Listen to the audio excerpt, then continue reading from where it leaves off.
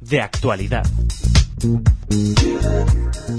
Hola oyentes de Radio Sefarad, es un gusto volver a contar en nuestros micrófonos con Gabriel Ventascal. ¿Qué tal, Gabriel?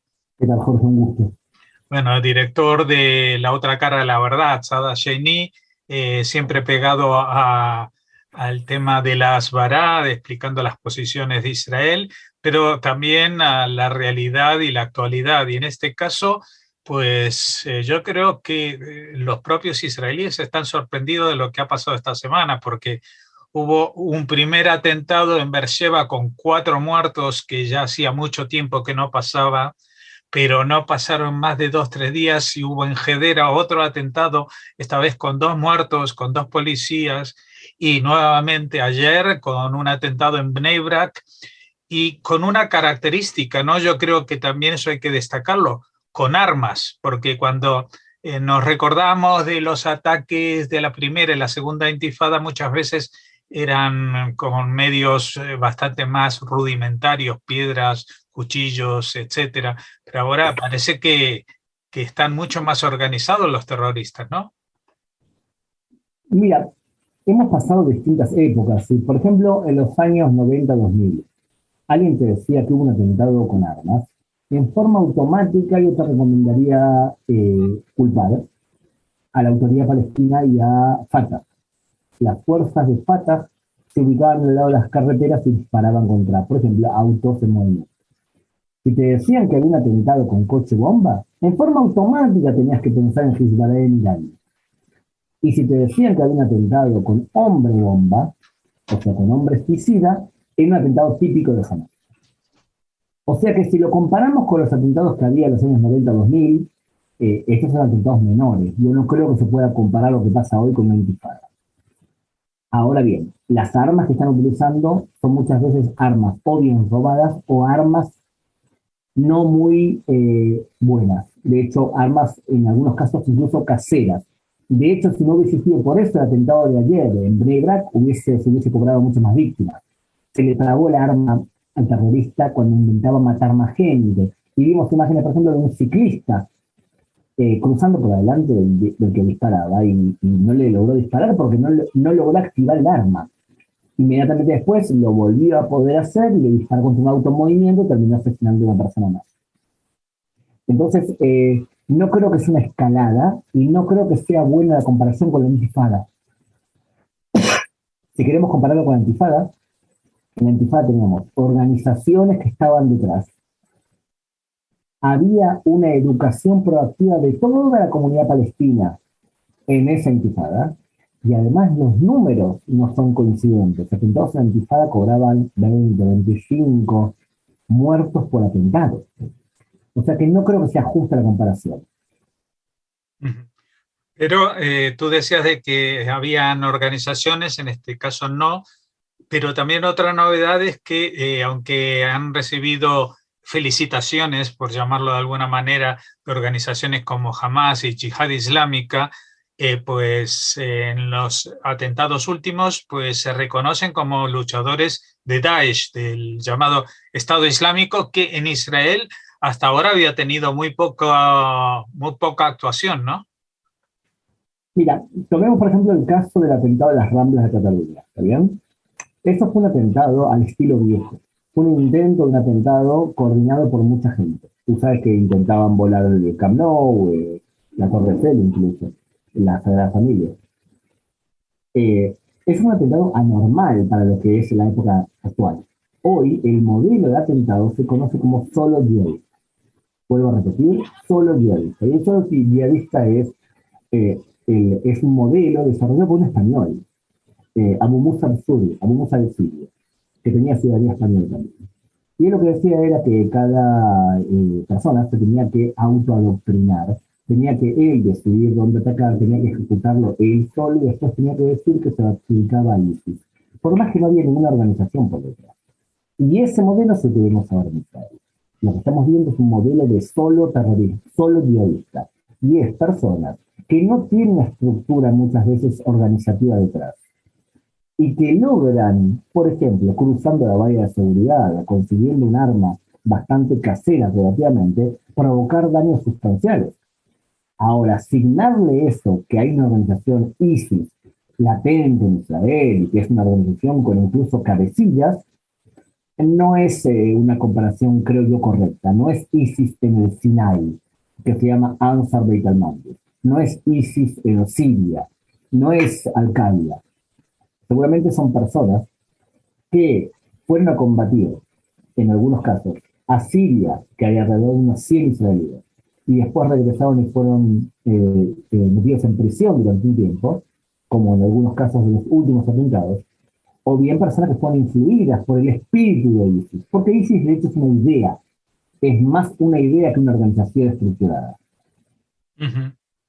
Bueno, Para el, perdón, sí. Jorge, para el oyente español, si nosotros lo comparamos, por ejemplo, con ETA, que tiene una estructura piramidal, porque es un grupo que respeta más un formato de los años 60 del terrorismo, esto no es lo mismo.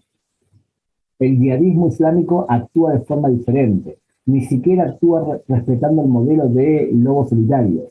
Muchas veces no es que ISIS manda a alguien y le dice, bueno, cuando tú escuchas la palabra elefante, ahí tienes que atacar según lo que planifican. Es un lobo solitario. Esto no es así. Este es un modelo diferente. Por eso es tan complicado para los servicios de inteligencia evitar un ataque terrorista así. ¿Cómo puedes evitar que alguien se levante a la mañana, tome un cuchillo y intente acuchillar a un policía en las calles de Jerusalén? Es casi imposible. Y si lo logras en Jerusalén, que fue escenario de muchos intentos de atentado como los que mencionabas contra policía, guardias de frontera, pues evidentemente lo que no logras es controlarlo en ciudades que hasta ahora pues no se habían destacado justamente por acciones terroristas como Beersheba o Hedera, ¿no? Ni siquiera Bnei Brak yo recuerdo así de grandes atentados, sino de épocas ya de principios del siglo, ¿no? Pero he leído por ahí, no sé si es una cuestión de las redes sociales, que la gente igual dice que el tema de la policía, el control policial no está siendo muy efectivo. La policía israelí tiene limitaciones de personal, por un lado. Yo no creo que el problema venga por la policía. La policía, al fin y al cabo, puede tener más o menos presencia, y creo que han sido grandes héroes, tanto los agentes de policía como los agentes de guardia fronteriza y personas que sacrificaron su vida para defender civiles. Creo que el problema no va por ahí. Aquí hay una combinación entre una sensación, y esa es mi opinión subjetiva, una sensación de grupos radicales islámicos que ahora se puede. En hebreo, efshar. Se puede. Probemos.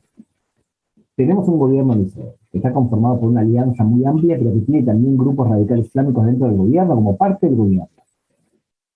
Los beduinos en el sur hacen protestas muy violentas porque exigen el dominio de tierras. El gobierno las concede y eso provoca más agitación. Y eso provoca una ola de se puede manifestarse de forma violenta. Esa es una razón. Segunda razón es que empieza el Ramadán. Y tercero, que hoy es el Día de la Tierra. Es un día muy traumático para los árabes israelíes porque se quejan que Israel les tomó tierras que consideraban de su propiedad, no legal, de su propiedad general, para construir ciudades israelíes. O sea que tenemos varias razones que se acumulan, pero no descartemos el hecho que radicales islámicos se sienten que no hay un gobierno fuerte que pueda actuar de forma instantánea contra una amenaza así. Les recuerdo, acá hay partidos de extrema izquierda, partidos islámicos y partidos de extrema derecha. Y en cada temporada y sobre cada tema opinan completamente diferente. Ojo, yo pienso que es un buen gobierno pero a las cosas hay que decirlas, no transmite una homogeneidad conceptual. Uh-huh.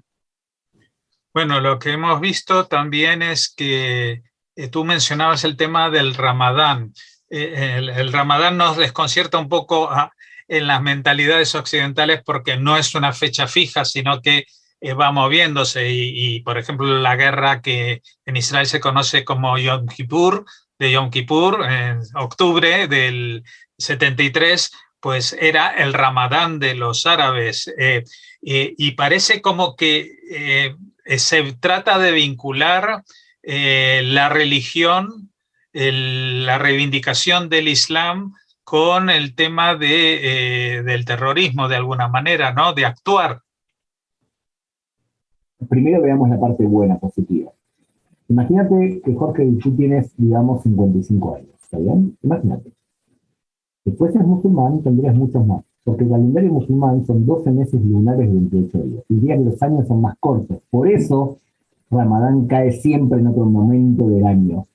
O sea, en otras palabras, si fueses musulmán, en vez de tener 55 años, tendrías muchos más. Buena noticia, somos más jóvenes. Ahora en serio. Yo considero que la guerra que lucha Israel desde hace 100 años es una guerra que para los judíos no es una guerra religiosa. Es una guerra por tierra. Los judíos consideran, la gran mayoría de ellos, que se pueden ceder tierras para conseguir paz y que la solución es cediendo tierras. Para la gran mayoría del mundo palestino y musulmán en general, el conflicto sigue siendo un conflicto religioso, en donde la forma de hablar del agresor es religiosa. Cuando están por asesinar a alguien, no gritan viva la paz.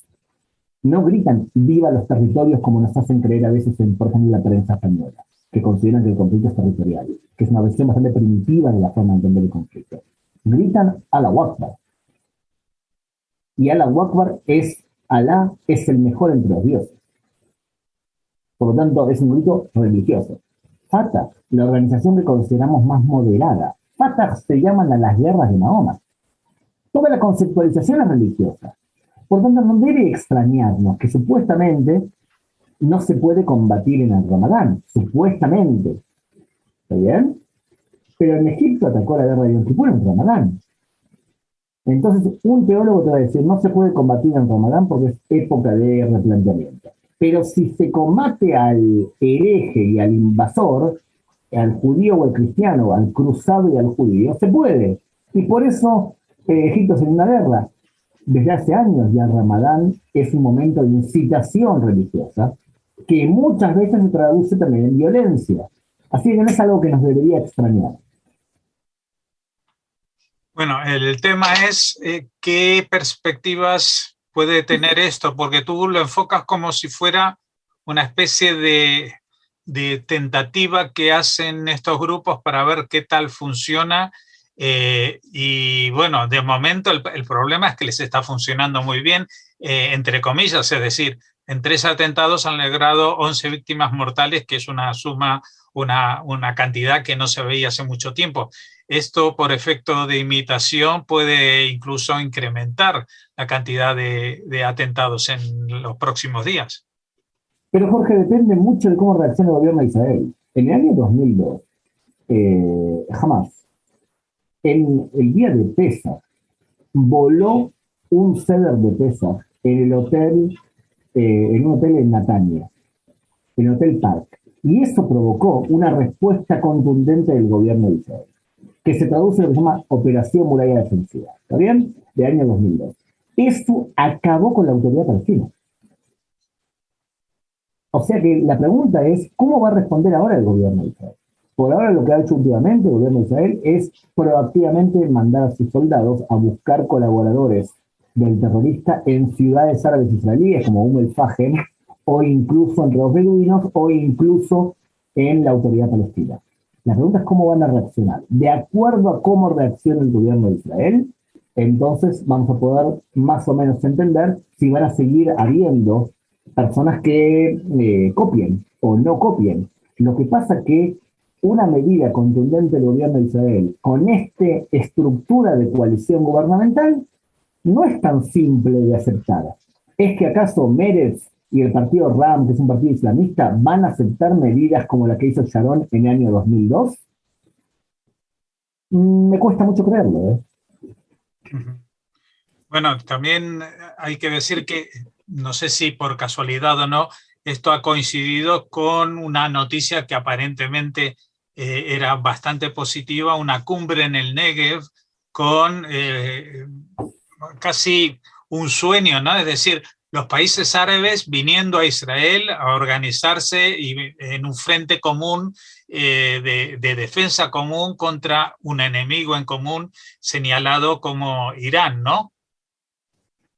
Es que espero que no me malinterpretes, Jorge, pero yo creo que a pesar de lo que estamos viviendo en estos días, de los atentados, el tiempo juega a favor de Israel, claramente. Vuelvo a repetir, claramente juega a favor de Israel. Si yo te digo, Jorge, lo siguiente, tú te dedicas a radio hace muchos años y has cubierto la historia de Israel desde hace muchos años. Si yo te digo, más o menos, ¿cuándo empezaste a trabajar en la radio, en Radio Israel? Más o menos. ¿Cuándo? Pues en el 2007. Sí, sí, hace... Imagínate que estás saliendo de la intifada. Incluso hablemos del caso español. La cobertura de España con respecto al conflicto palestino-israelí en la intifada, cuando empezaste a trabajar, era mucho peor de lo que es ahora. La posición de Israel ha mejorado mucho. La gente entiende más qué es el terrorismo islámico. E Israel se transformó en una potencia económica y militar que hay que respetar. Entonces, no estamos en la misma situación. El Medio Oriente hoy se divide en 4 tipos de países, Jorge. En los países chiitas, que quieren expandir el sionismo por todo el Medio Oriente, liderados por Irán, que es la gran amenaza para todo el Medio Oriente. Los segundos son grupos radicales islámicos, como ISIS, Al-Qaeda, Hamas y demás. Lo tercero es países de la hermandad musulmana, países radicales islámicos que pueden pagar mezquitas radicales, pero que no están implicados directamente en terrorismo islámico, por más que piensan de forma radical. Y ahí estamos con Turquía y con Qatar. Y el cuarto tipo de países son países sunitas no radicales. Y estos son los países que se reunieron en el Negev con Israel y que se están acercando a Israel y que van a firmar la paz con Israel. Y ahí incluimos Egipto, Jordania, Kuwait, que en algún momento va a firmar la paz con Israel, Bahrein, que ya firmó, Emiratos Árabes, Omán, que va a firmar la paz con Israel, Sudán, Marruecos y también Arabia Saudita dentro de poco. Entonces, te vuelvo a decir, el tiempo juega a favor de Israel. E Irán ha acelerado ese acercamiento a Israel porque todos necesitan, en un momento donde Estados Unidos se retira de la arena internacional, necesitan al que tiene el ejército más fuerte para que defienda mutuamente a todos. Eso es la reunión, o sea, la reunión que tuvimos en el medio de estos días habló sobre alguien que no estaba presente y era Irán. Hablaban de cómo estratégicamente poder colaborar para detener a Irán. Ahora, sumale esto, Jorge, que el Medio Oriente está ahora pasando por un periodo post-petrolero, en donde el petróleo cada vez se transforma en algo menos importante. Y entonces tenemos que países del Medio Oriente buscan diversificar su economía y se acercan a Israel buscando a aquel que tiene la mejor tecnología del barrio. Entonces, yo creo que lo que para los oyentes de Radio Israel, no creo que sea bueno quedarte con los atentados de hoy como que es parte del proceso y cada vez va peor. En la línea general, nunca, creo yo, en la historia del pueblo judío en Israel hemos estado mejor de lo que estamos ahora. No recuerdo un periodo histórico y desafío a los oyentes a que me digan una época histórica donde el pueblo judío estaba mejor que ahora. Algunos pueden decir, bueno, la época del rey Salomón está la construcción del templo de Jerusalén. Sí, el rey Salomón fue un pésimo administrador. Económicamente hablando, fue un pésimo administrador, tuvo que entregar ciudades del norte para pagar la construcción del templo de Jerusalén, y después de que él falleció, el reino se dividió en 2 por un tema impositivo. Incluso el rey Salomón lo tomamos como un ideal. Pero si tú me preguntas a mí, prefiero regresar a los días del rey Salomón o quedarme como estoy ahorita, me quedo como estoy ahorita. Un israelí promedio está recibiendo $46,000 de sueldo anual. Somos una potencia económica, una potencia realmente tecnológica. Por tanto, yo no me muevo de aquí. Y lo mejor es que va a ir para mejor. O sea, este país no va a ir para atrás en el sentido de su capacidad para crear. No, hemos descubierto de alguna manera en qué el país es bueno. Y el país es bueno vendiendo ideas y produciendo ideas que son poco ortodoxas, salen de lo normal y que tienen un gran valor tecnológico agregado. Cuando tú me dices, por ejemplo, que tienes la empresa israelí más exitosa, se llama Mobileye, que es una lente muy especial que te avisa cuando te estás por chocar con alguien. Esa empresa se vendía a 15.500 millones de euros.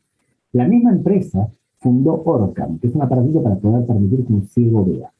Y ahora, con las mismas lentes especiales, crearon un sistema por el cual te sacan sangre del cuerpo y con una foto de una cámara especial de la sangre sin necesidad de meterlo en máquinas. Es mucho más rápido y más eficiente.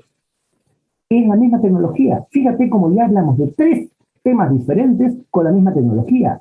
No va a parar ese Israel. Va a seguir produciendo ese tipo de cosas. Entonces yo creo que el tiempo juega a favor de Israel. Un país que es una potencia económica, que es una potencia militar, que es una potencia política y una potencia moral, los demás países se le acercan.